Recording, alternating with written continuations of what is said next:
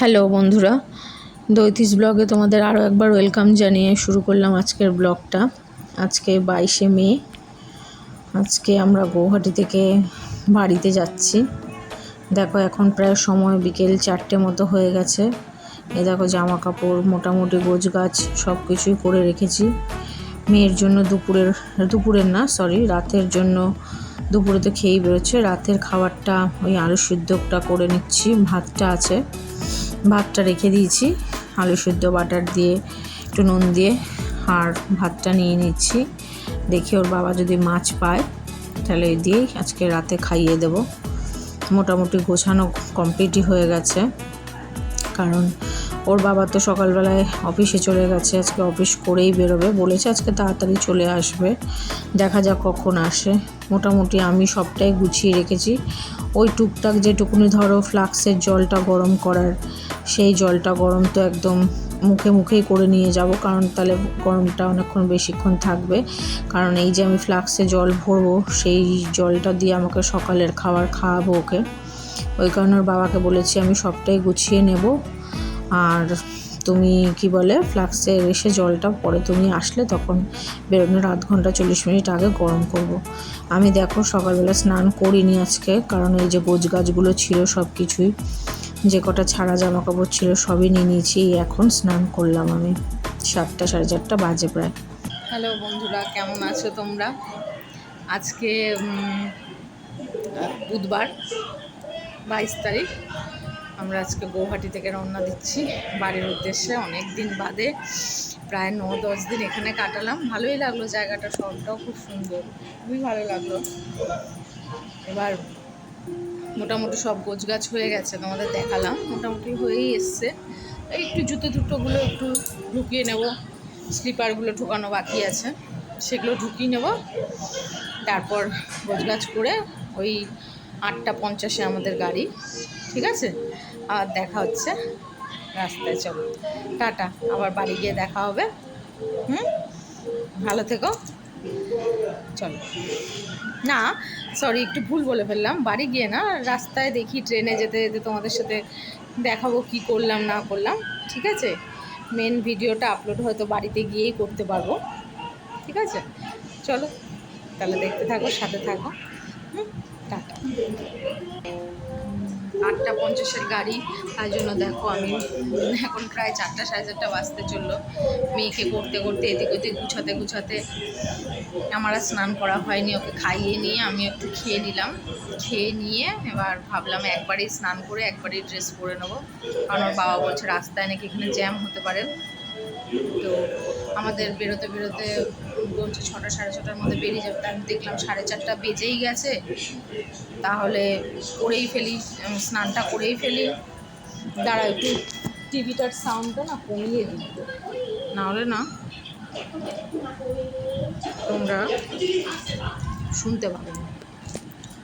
তো দেরি যখন গেলই, তাই ভাবলাম ঠিক আছে একবারে স্নান টানগুলো করেই নিই, আর মেয়েটার খাবারটা করে নিয়ে যাওয়ারই চেষ্টা করছি। রাস্তার খাবার ওকে দেবো না একান্তই। কালকে দেখো, আজকে আমরা রাতে গাড়িতে উঠবো, পৌঁছাতে কালকে সন্ধেবেলা।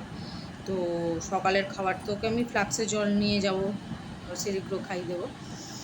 আর একটা মিল তো দিতেই হবে, দুপুরের মিলটা, লাঞ্চটা মনে হচ্ছে বাইরের খাবারই দিতে হবে, কারণ বাসি জিনিস আজকে করে নিয়ে গেলেও বাসি হয়ে যাবে কালকে দুপুরের দিন। তো ওটা দিতেই হবে, কিছু করার নেই, যতটা না পারা যায়। তো চলো সাথে থাকো, ঠিক আছে? আবার দেখা হচ্ছে রাস্তায়। আমিও তৈরি হয়ে গেছি, এবার দেখি বাবা আমিও তৈরি হয়েছি, সময় সে সাজবেই, এবার আমাকে দেখেছে এবার সাজবেই। এবার ওর বাবা একটু গেছে আমাদের রাতের খাবারটা নিয়ে আসতে, ঠিক আছে? চলো, আজকে বলে 8টা 50-এ গাড়ি, ট্রেন লেট আছে তার উপরে বলছে। আবার দেখাচ্ছে তো, ইনকোয়ারিতে ফোন করলো, বললো 9:30 10:30 হবে। তো ওর বাবা বললো মনি বাই চান্স যদি টাইমে চলে আসে তখন কি করবে? তাই আমি বললাম বাবা রিস্ক দিয়ে দরকার নেই, তো পুরো খাড়াটা আমার ঘাড়ে পড়ে যাচ্ছে। আমি বললাম ঠিক আছে, থাক বাবা, যা টাইমে তুমি বেরোবে বলছিলে 7টা, সেই টাইমেই বেরো। যাও, রেডি করো। আমি মেয়েকে রেডি করে নিয়েছি, আমি রেডি হচ্ছি। চলো ট্রেনে গিয়ে দেখা হচ্ছে, ঠিক আছে? স্টেশনে যাই, তারপর দেখা হচ্ছে, কি হলো না হলো সব তোমরা জানতে পারবে। টাটা। আমরা এবার হোটেল থেকে বেরিয়ে দেখো ওলা ওর বাবা আগেই বুক করছিল, আজকে সাথে সাথেই পেয়ে গেছি ওলাটা। ওই জন্য একটু ভালো হয়েছে। 6:30 7টার মতো বাজে। ওর বাবা একটু ওলা দাঁড়াতে বলেছে দাঁড়াও আমি একটু পান নিয়ে নিই, কারণ আমার মা দিদি পান খায় খুব ভালো। এবার সিকিমে এসেছি, গুয়াহাটিতে এসেছি, এখানে পান খুব ভালোই লাগে। মাঝে মাঝে আমিও একটা দুটো খাই, ওরা এলে ঠেলে বা বাপের বাড়ি গেলে। এবার তাই ওর বাবার জন্য এখন অপেক্ষা করছে। ওই সামনেই বাজার একদম, ওখান থেকে পানটা নিয়ে নিক, ততক্ষণ আমরা একটু গাড়িতে বসি। আর একটু টেনশানও হচ্ছে, তার কারণ ওর বাবা বলছে নাকি রাস্তায় খুব জ্যাম হয়। দেখা যাক, গাড়ি তো 8:50, কটায় আসে। বলছে নাকি এখানে আধ ঘন্টা 1 ঘন্টা লেট হতে পারে। এনকোয়ারিতে তো ফোন করলো, দেখা যাক মোটামুটি কতক্ষণ হয়। আমরা দেখো এবার স্টেশনে চলে এসেছি, প্ল্যাটফর্মে। এটা দেখো ক্যাফেটেরিয়া, খুব সুন্দর এই জায়গাটা। একটা গাড়ির মতো, গাড়ির ভিতরে একটা গাড়ির মতো করেছে এই জায়গাটা, বগির মতো। এই কোচটার মধ্যে কি বলে স্ন্যাক্স সব কিছুই পাওয়া যায় হয়তো। আমার খুব ঢোকার ইচ্ছা ছিল, হ্যাঁ একটা রেস্টুরেন্টের মতোই আমার খুব ইচ্ছা ছিল, কিন্তু ওর বাবা বলল না, এত লাগেজ নিয়ে এখন যদি ঢুকতে হয় তাহলে এত লাগেজ নিয়ে দাঁড়াবে কে বা ঢুকবো কী করে। কারণ ওর বাবা খুবই টেনশন করছে, যেহেতু বাচ্চাটা নিয়ে এসেছি, তাড়াতাড়ি করে ভালো ভালো বাড়ি ফিরলে হয়। এই দেখো আমি বললাম দাঁড়াও, এবার আমি একটু খোঁজ নিয়ে আসি। দেখো স্টেশনে এসে খোঁজ নিতে নিতেই দেখলাম 8:50 গাড়ি 9টা 9:30 করে দিয়েছে। এবার বললাম 9:30 গাড়ি, সবে বাজে 7:30 8:45। এখন বসে থাকি। এটা গুয়াহাটি প্ল্যাটফর্মের বাইরে স্টেশন এরিয়াটা, এখানটাই আমরা পেপার টেপার পেতে বসে আছি। তার কারণ ওর বাবাকে বললাম তুমি কি বলে এত আগে যদি স্টেশনের ভিতরে ঢুকি কত নাম্বার এখনও, তার কারণ হচ্ছে প্ল্যাটফর্ম তো দেয়নি, গাড়িই দেয়নি, প্ল্যাটফর্ম কি দেবে। আমি বললাম এখনও অনেক দেরি আছে, ততক্ষণ বসে থাকি। তার কারণ প্ল্যাটফর্মের ভিতর ঢুকলে ভিড়, মেয়ে গরমে অস্থির হয়ে যাবে, তার থেকে এই জায়গাটাতেই ভালো আছি। ওই যে একবার ওর বাবা যাচ্ছে, একবার আমি যাচ্ছি। বলছে কুলির খোঁজ করতে গেলাম, এখন কুলিও বলতে পারছে না, ওরাও সঠিকভাবে বলে না কোন প্ল্যাটফর্মে দেবে। তো এই দেখো এখানে না বিশাল বড় একটা ফ্ল্যাগ ছিল প্ল্যাটফর্মে, জানো তো প্ল্যাটফর্ম এরিয়া, জানি না আমাদের হাওড়া শিয়ালদায় আছে হয়তো, আমি দেখিনি। ফ্ল্যাগটা খুব অনেকটা বড় ছিল। এবার আমার ধৈর্য আর থাকছে না গো, কারণ প্রায় 10টা বাজতে চললো, এভাবে বসেই আছি ঠায়।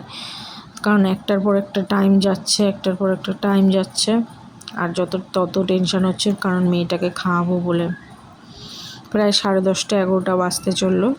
এই দেখো এখন আমরা এসছি প্ল্যাটফর্মে, কুলি নিয়ে এলো লাগেজগুলো নিয়ে। দেখো কলকাতা, আগরতলা কলকাতা স্পেশাল এই গাড়ি। এই দেখো এখনও প্ল্যাটফর্ম দেয়নি, দেখেছো? 11টা বাজে, এখানে 11টার সময় নাকি ট্রেনের টাইম, 11টায় নাকি ট্রেন আসবে।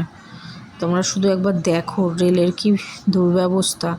সত্যি কথা, মানুষ ফ্যামিলি নিয়ে বাচ্চা কাচ্চা নিয়ে বেরিয়ে, এই দেখো টাইমটা তোমাদের দেখাচ্ছি, 11:05, এখনও গাড়ি প্লেস করলো না। আর ওদিকে দেখাচ্ছে 11টা নাকি গাড়ি আসবে। আমি খালি টাইম দেখছি আর ভাবছি, তার কারণ হচ্ছে আমি আলু সিদ্ধ করে নিয়ে এসেছি, মেয়েটার জন্য ডাল রেখেছিলাম, ভাত। এবার আমি ভাবছি যে যদিও বা ভাতটা থাকে, ডাল আলু সিদ্ধ মেখে আনিনি, কিন্তু ওই নুন ঠুন দিয়ে বাটার ঠাটার দিয়ে সব কিছু করে একবারে গুছিয়ে এনেছিলাম। এবার ওগুলো কি ঠিক থাকবে? আদৌ কখন গাড়ি আসবে? কেউ বলছে 12টা, কেউ বলছে 11:30, কিছু বুঝতে পারছি না। কারণ মেয়েটার ওদিকে ঘুম চলে আসবে, প্ল্যাটফর্মের মধ্যে বসেই আছি। আজকে আমরা যা প্রবলেম ফেস করলাম, তোমরা যদি সত্যি কেউ গুয়াহাটি আগরতলা কলকাতা স্পেশাল গাড়ির টিকিট করো না, খুব সাবধান। কারণ আমরা এখন এসে জানতে পারলাম এখানে নাকি এরকম দেরি হয়ই গাড়ি।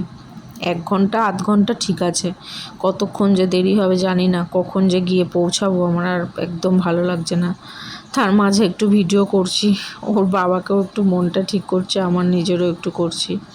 এই দেখো মেয়েটা বসে আছে, সবাই আমরা হতাশ হয়ে যাচ্ছি, আর খালি স্ক্রিন দেখছি যে কখন গাড়ি আসবে, কখন গাড়ি আসবে। কারণ হচ্ছে সবারই ওই একটাই চিন্তা যে ভালোই ভালো মেয়েটাকে নিয়ে বাড়ি যেতে হবে। কারণ গাড়ির মধ্যে যতই হোক দেখো, বাড়িতে থেকে একরকম ব্যাপার, আর বাইরে গেলে দেখবে মানুষের বেশি টেনশন হয়, সাথে যদি ছোট বাচ্চা থাকে। কারণ সুস্থভাবে ওদেরকে এক জায়গায় নিয়ে এলাম, তারপরে এই দেখো বলতে বলতে রাত বাজে প্রায় 12:30 জানো।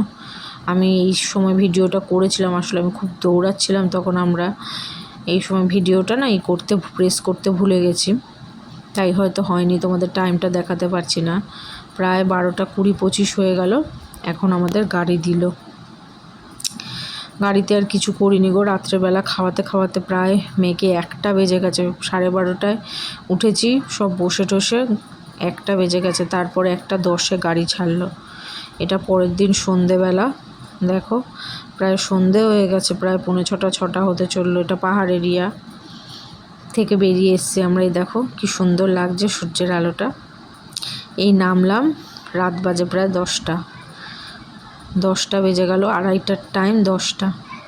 তার মাঝখানে আমরা গেছিলাম একটু দিদির বাড়ি, নেমে একটু খাওয়া দাওয়া করে ওদের বাড়ি থেকে একবার ডিনারটা কমপ্লিট করে না। মেয়ের জন্য দিদি মাছের ঝোল করে রেখেছিল, সব কিছু আমাদের জন্য রান্না করে রেখেছিল জানো। ওই জন্য খেয়ে ঠেয়ে একবারে এলাম। আজকে আর শরীরটা একদম ভাল লাগছে না, 12টা বেজে গেছে। এবার মেয়েটাকে তৈরি করব, নিজেরা ফ্রেশ হব, তারপর শোবো। কারণ ওর বাবার আবার কালকে সকালে অফিস আছে, ছুটি নিতে পারেনি, কারণ অফিসে একটা দরকারি কাজ পড়ে গেছে। ঠিক আছে বন্ধুরা, কথা বলার মতো আর শক্তি নেই। তোমরা ভালো থেকো। আজকের ব্লগটা এত দূরই রাখলাম তোমাদের সাথে। আজকের অভিজ্ঞতা পুরোপুরি শেয়ার করলাম। তোমরা সুস্থ থেকো, আর আমার ভিডিওটা থেকে তোমাদের যদি ভালো লাগে তাহলে একটু লাইক করে দিও, সাবস্ক্রাইব করে দিও। আর অবশ্যই অবশ্যই তোমরা সচেতন হয়ে যেও। কেউ যদি কলকাতা আগরতলার স্পেশাল টিকিটটা কাটো, অবশ্যই বাড়ি থেকে বেরোনোর আগে এনকোয়ারিতে ফোন করে জেনে নেবে, তারপরেই তোমরা বাড়ি থেকে বেরোবে যে গাড়ি কতক্ষণ লেট। ঠিক আছে, এই ভিডিওটা তোমাদের জন্যই করা, তোমরা যাতে উপকৃত হও। ভালো থেকো, সুস্থ থেকো। গুড নাইট, টাটা বন্ধুরা।